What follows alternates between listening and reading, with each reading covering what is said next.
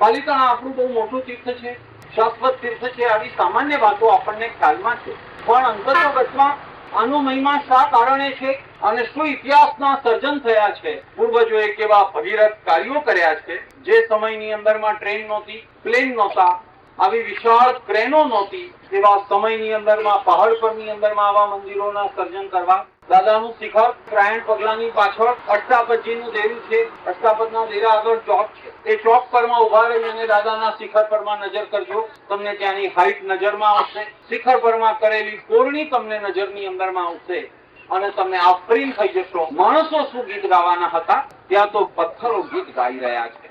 સંગીતની બાંસરીઓ પથ્થરની અંદરમાંથી બજી રહી છે. આવો ભવ્યાતિ ભવ્ય પ્રાસાદ વર્તમાનની અંદરમાં ઉભો છે. લગભગ 13મી સદીના આરંભની અંદરમાં આ પ્રાસાદનું નિર્માણ થયું. જાવરશા પાકિસ્તાનમાં ગયેલી તક્ષશિલાથી ભગવાન ઋષભદેવની પ્રતિમા, જેની બાહુબલીએ ઉપાસના કરી હતી, આવી પ્રતિમાને ધર્મચક્ર સભાની અંદરમાંથી લઈ આવ્યા અને પાલિતાણાના ગઢ પરમાં જાવરશાહે પ્રતિષ્ઠા કરી.